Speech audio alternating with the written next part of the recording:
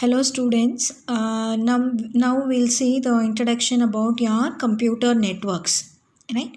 So what is a network? Network is nothing but I have a group of devices connected together through some medium, right? So through some medium I'm connecting all the devices together. That medium can be either through wires, cables, etc. And the devices can be either in another computer, or it can be a printer, scanner, or it can be any other device, right? So this you will call it to be a network, right? So what is going to be the basic components of a computer network? In general, when I say computer networks means interconnection of devices or a group of devices connected together through some medium, right? So here I am going to have a medium between the two things, and here one is going to send some message, another one is going to receive some message. So this you will call it to be the basic components of a computer network. I have a sender, I have one medium, I have a receiver. And through this medium only I am going to transmit the message. And for sending some data I should have some rules that I am going to call it as a protocol, right? So message means it's nothing but the data or information which needs to be transferred from one device to another device over the network. Sender is the one who is going to send the data over the device. Receiver is the one who is going to receive the data. And what is the transmission medium? Is a medium through which I am going to transmit the data, right? Either it can be a wire, a cable, or it can be the radio waves, like satellite. Through satellite also I can transmit the data. The next one, protocol. Protocol is nothing but a set of rules which the sender and the receiver has to agree. Only then you can go for transmitting the data. So what is the rule I have to follow to transmit the data? For example, your HTTP is also going to be a one set of protocol that is being followed for transmitting the data over a web browser. Is that clear? Right. So what should be the features of my network? When I say network, what should the characteristics of a computer network, right? So it should have a good performance. Performance means what? If I transmit the data, it should be fast, right? And there should not be any error, right? And so that is being measured by the performance. And data sharing. See, why we have a network? Network is to share the data. So if it is not supporting the sharing of data, then there is no point of having a network.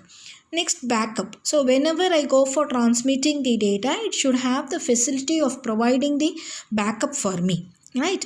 Reliability. Whatever the data I transmit, it has to be transmitted without any error. If the error happens in between in the network, then it is not reliable.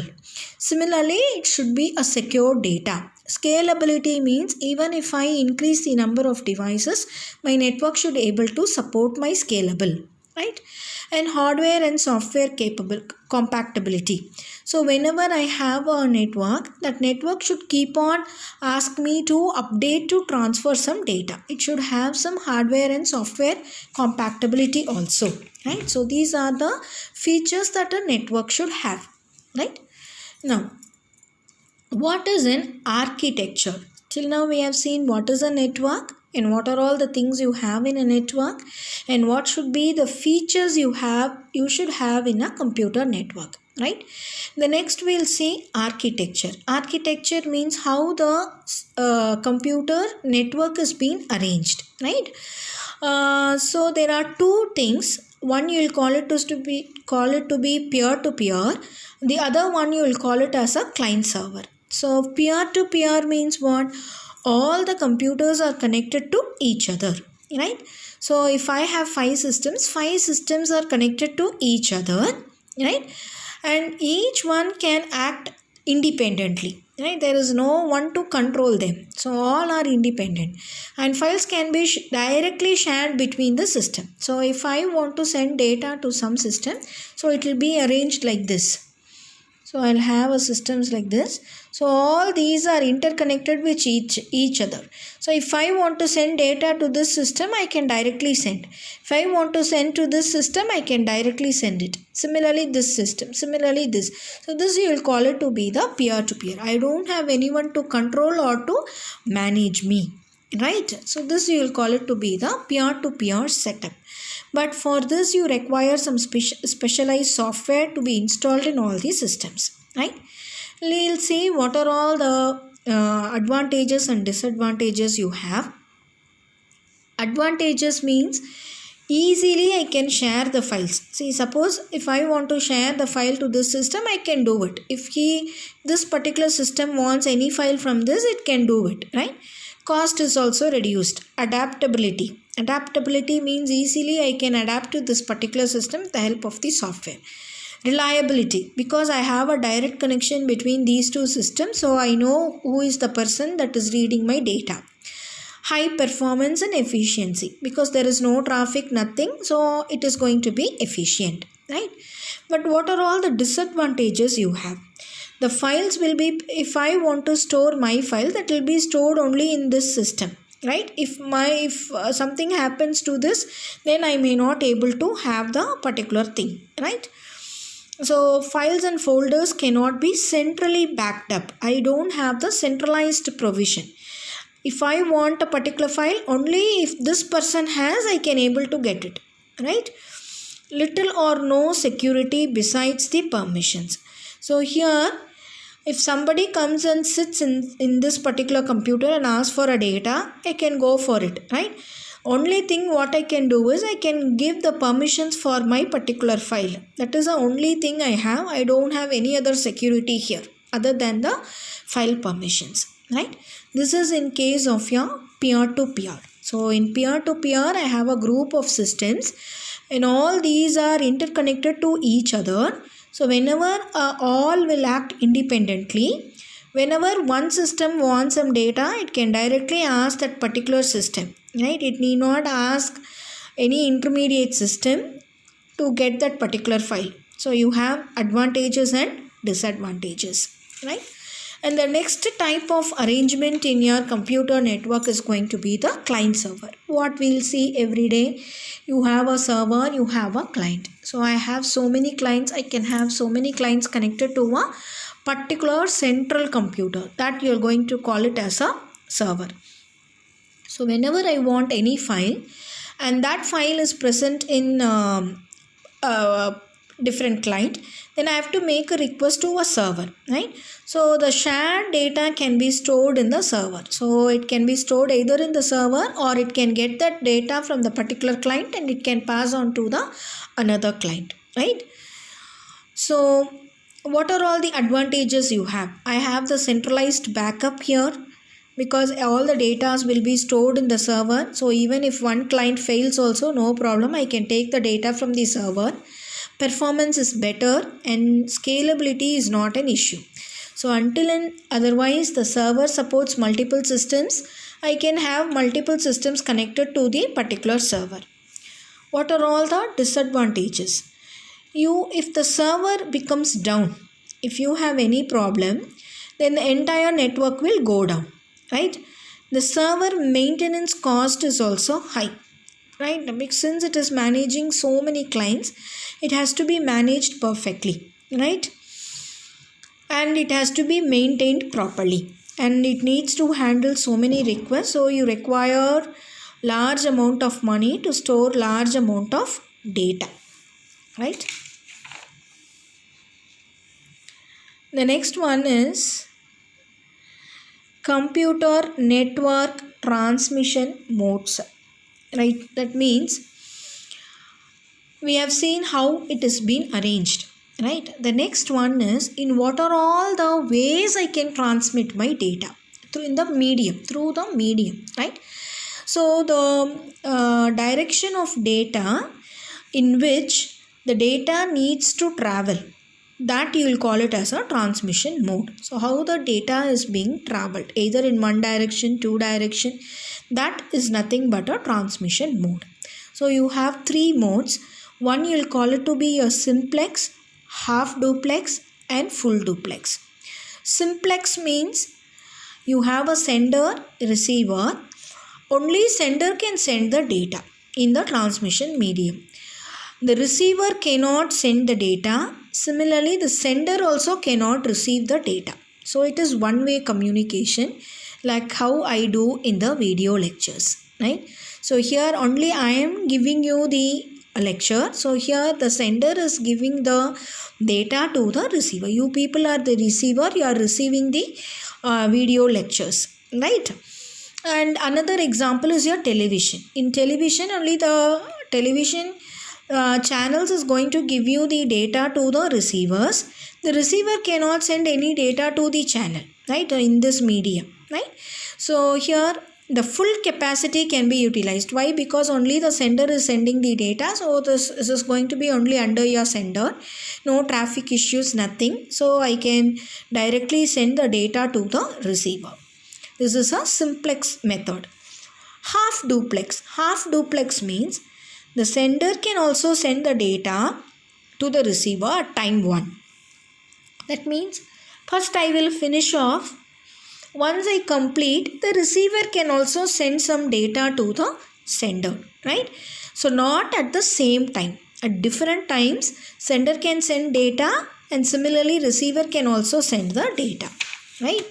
An example for this is going to be your walkie-talkie. So when one person talks, the other person has to listen, right? Similarly, when the other person talks, the first person has to listen, right? And both cannot talk simultaneously, right? So here also the whole bandwidth is utilized, and here the advantages is both the sender and the receiver can send the data, right? Now disadvantages is, now if I want to send data, I have to wait till the sender completes this data. Till the other machine completes the data, I have to wait. That is a drawback here. Now what is this full duplex mode? Full duplex mode is both the sender and the receiver can send the data simultaneously. That means what we do in a telephonic conversation. When one person speaks, the other person can also speak, right? So that you will call it to be the full duplex mode. So both the devices can send and receive the data at the same time. Here advantages is no delay, but the disadvantages is no proper utilization of your bandwidth. So both will talk, both the data will go in the directions, but here we are not properly utilizing the bandwidth, right? Next up. Here we have seen the mode. So how I am going to, in what direction, whether both sender, receiver, all these things. How I am going to transmit the data, right? Whether I am going to transmit the data one byte at a time, or whether I am going to transmit the data as a whole, that you will call it as a synchronous transmission and the asynchronous transmission. So in synchronous transmission, data will be completely moves in a paired approach. That means in the form of chunks or frames. That means I will transmit the data part by part. So I will confirm whether the part has been reached by the receiver, right? That is why it has been called as a synchronous. I am maintaining the synchronization between the sender and the receiver, right? So I will confirm whether it has been reached by the receiver. Once it is reached, I will go for sending the next byte of data, right? So it is necessarily to regularly resynchronize the clock to make sure that the receiver receives the correct bytes of data, right? And here this method is going to be expensive and it is quick. But here why it is expensive is because you are making sure that whether the receiver receives the data properly. So this is being used in chat rooms, video conferencing, face-to-face conversation, because only if the data has been transmitted properly to the receiver can respond to the particular conversation, right? Suppose if I speak something else and if he hears late, then there will not be the synchronization, right? So whenever you speak in a video call, there has to be a synchronization between the sender and the receiver. Then only the conversation will be effective. Now asynchronous transmission means here I need not bother about the receiver. So I'll move the data in a half paired approach. That means I'll move the data byte by byte at a time, right? and here I will add the parity bits to the data to make sure that the data has been transmitted properly, right? And it is cost effective and it doesn't need the two-way communication. I need not expect the receiver to acknowledge, right? There can be the gaps in between. The receiver can receive it, need not receive it immediately, right? For example, your emails, I may send it and it may take some 5 to 10 minutes delay also to reach your inbox, right? There is no immediate urgency or there is no need of synchronization, right? So that you will call it as an asynchronous transmission, right? So till now we have seen the mode and how we are transmitting the data, right? Next we'll see how the network can be arranged. So that you will call it to be the network topology. So that means I have so many devices. How to arrange the devices in a network, that you will call it to be the topology. So geometric representation of how the computers are connected to each other is known as a topology. So there are 5 types of network topology available. One you will call it to be the mesh, star, bus, ring and hybrid. Mesh, again, it is being connected to all the other systems directly, right? So whenever I want to communicate with this device, I have a dedicated wire connecting to this particular device. So using this, I can communicate with that particular system, right?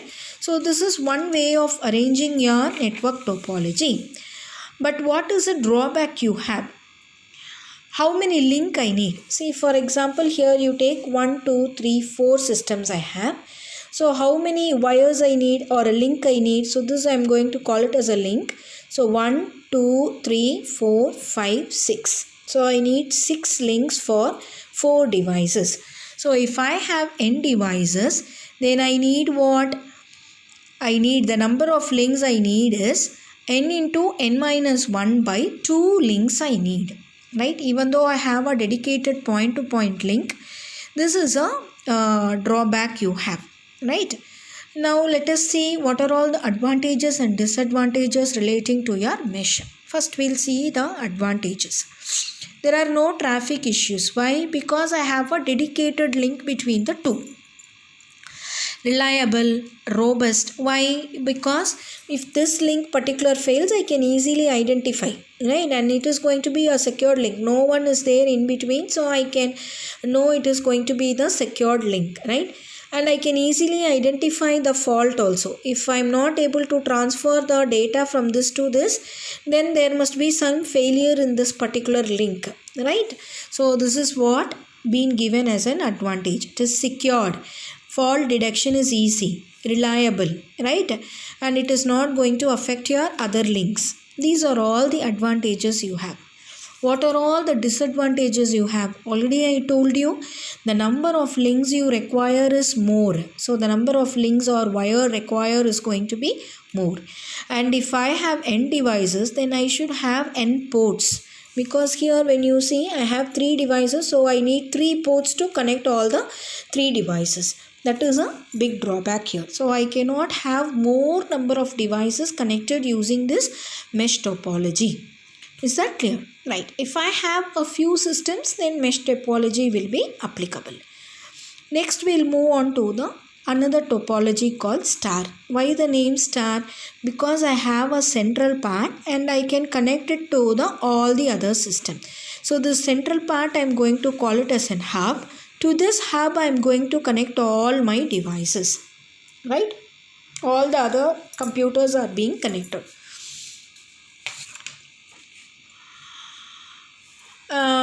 Now here it will not going to allow direct communication. So whenever I want to communicate, I have to communicate only with the help of my hub, right? So let us see what are all the advantages you have, what are all the disadvantages you have. It is going to be less expensive. Why? Because I am going to connect only to the hub. So I need not have so many ports here, right? So that is less expensive. This is very easy to implement, less expensive. Less cables only I am going to have. Robust. Here also if the link fails, I can easily identify the another one. Even if one link fails, it is not going to affect the remaining links, right? Now, what is a disadvantage you have? If the hub goes down, like what we have seen in client server architecture, the same thing here. If the hub goes down, then the entire network will go down, right?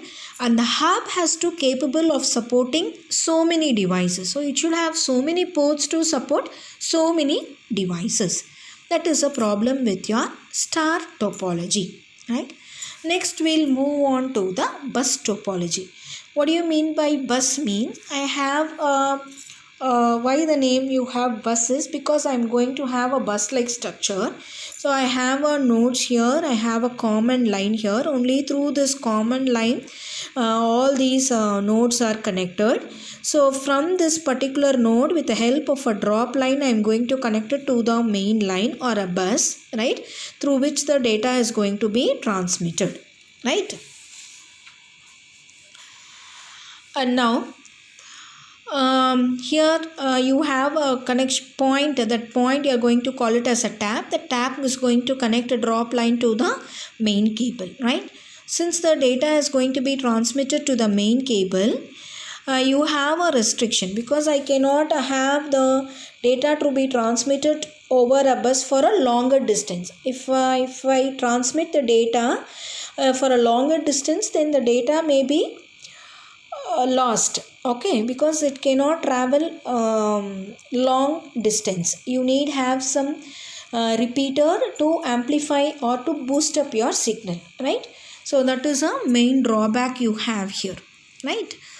The advantages, again, you have less cables required. Again, it is going to be easy because whenever I want to add one system, I can just add a system. I can have a drop line here. The disadvantages, again, here is going to be the length, because I cannot, it is not scalable, because if I move little longer, my data may be lost, right? That is a main drawback. And here the fault detection is also going to be very difficult because all these are connected to a single bus. So whenever something, if I'm not able to transmit, then I don't know where the error is, right? So fault detection is going to be very difficult in case of your bus topology, right? The next one is going to be the ring topology. Why the name ring means it is being connected in the form of a circle. So a device will be connected to two devices, right? So one on the other side, one on the other side. So whenever this wants to transmit the data to this system, I can take either this direction or this direction, right? So this will pass on the data to this. It will check whether the data is intended for this. It is not for this particular system. So it will transmit the data to the next system. Now here it will check whether the data is for this device. Yes, it is for this device. So it will accept the data, right? Now since it is being arranged in the form of a ring, you will call this to be a ring topology, right? Now we'll see the advantages and the disadvantages. Advantages, again, it is easy to install. Why? Because I have to connect only with the two devices, right? Managing is also easier. Why? Because I need to manage only my adjacent, right? Disadvantages, again, the link failure can fail your entire network, and again the traffic is also going to be the big issue. Now why? Because if this particular link fails, right, and this wants to transmit the data to this particular system and it has selected this particular direction, then it may not able to reach this particular system, right? This is a main drawback here, right? And identifying the fault is also going to be very difficult, right?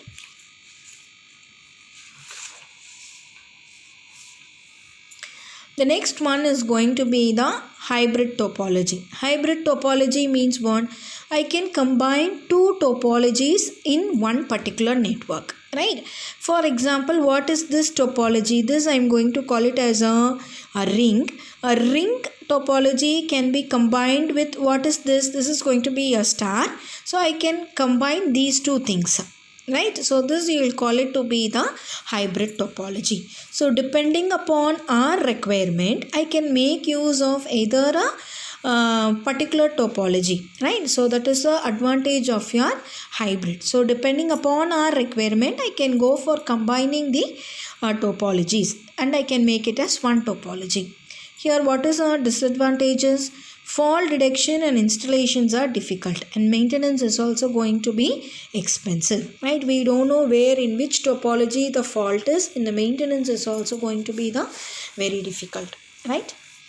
Right. So till now we have seen how to connect the computers, right? So based upon the connection, you can classify the network types, right?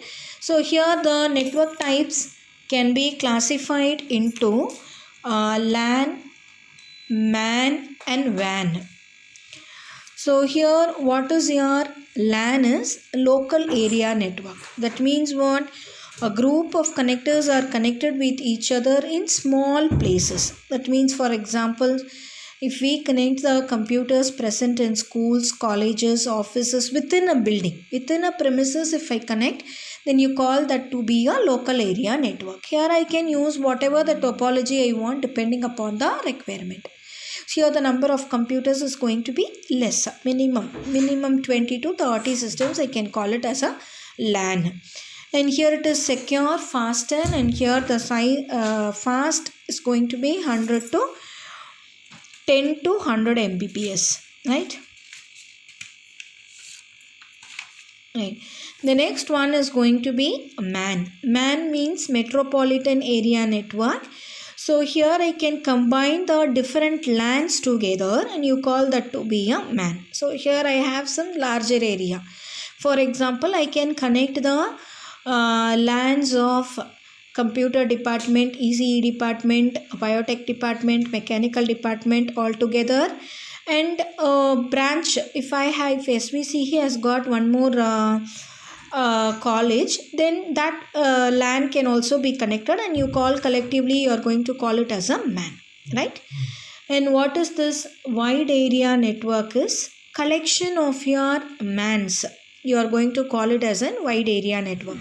So all the LANs and WANs that is being present in Tamil Nadu can be collectively combined together as one network, and this can be connected with an outside world, right?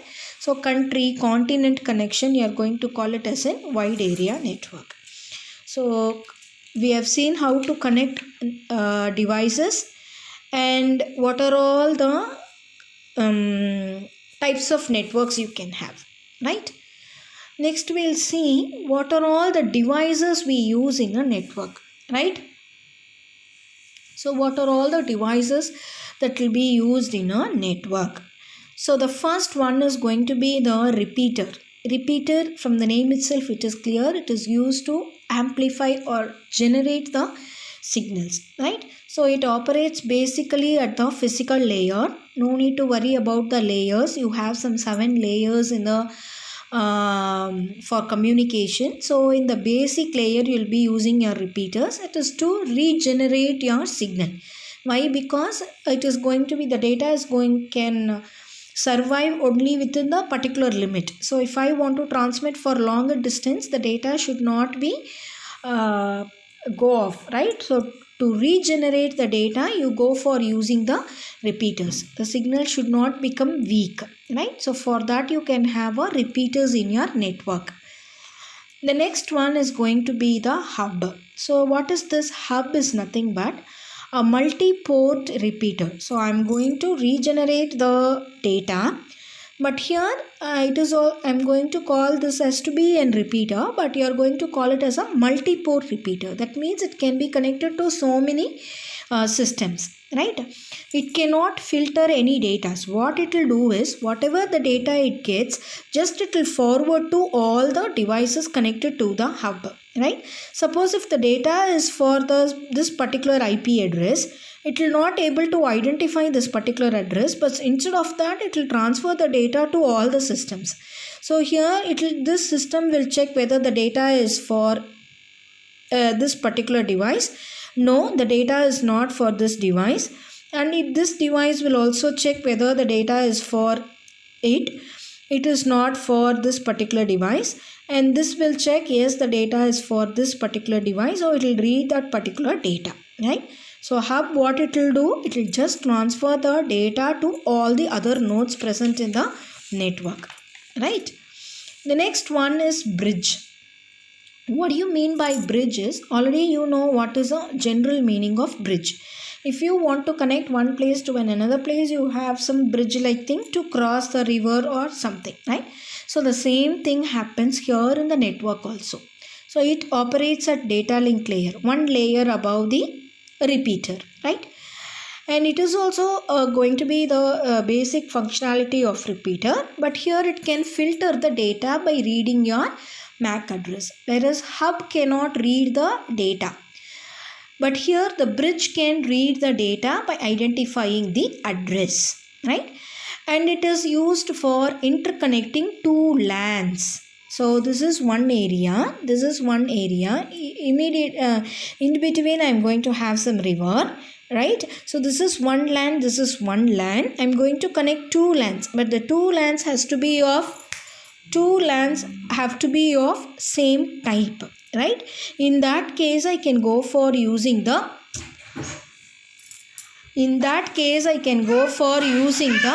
bridge, right? So this is an example of your bridge.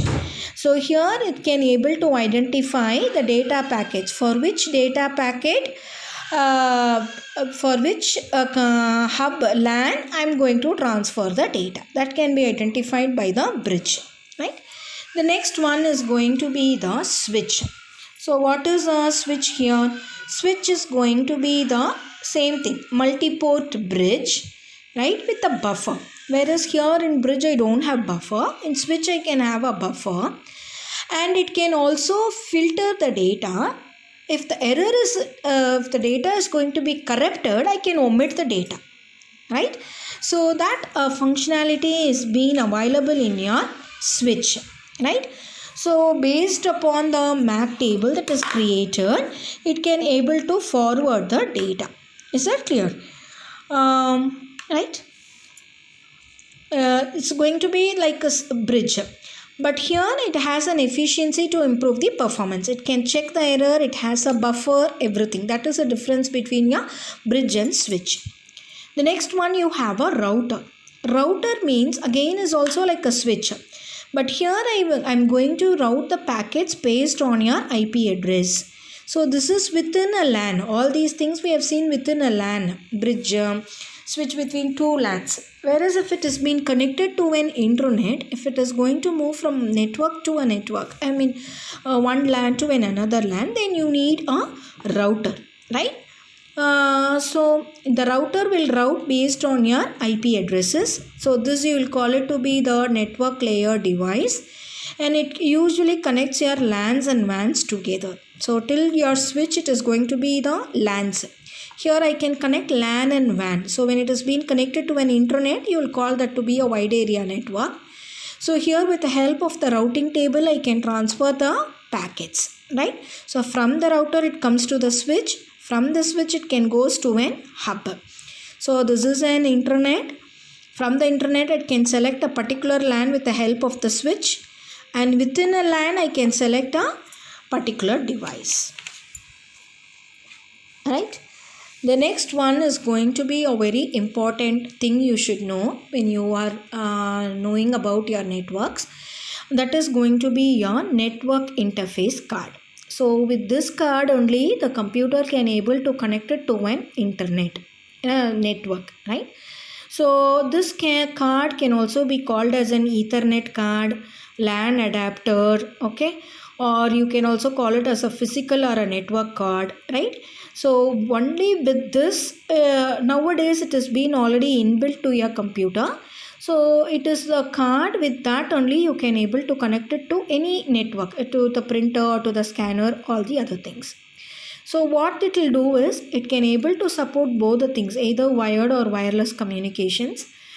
And what it will do is, whatever you are transferring, the data, you want to transfer it to the network. So when a user requests, the LAN card gets the data from the user device, sends them to the internet, to the network, and receives from the network and sends it back to the device. So you need not know about so much things about your network interface card. Just you know that it is going to be very important for a computer to be connected in a network, right? That's all. And the function is going to function of this is going to be only this, and you can connect it to a network through wired or wireless, right? With this, your introduction gets over. Thank you.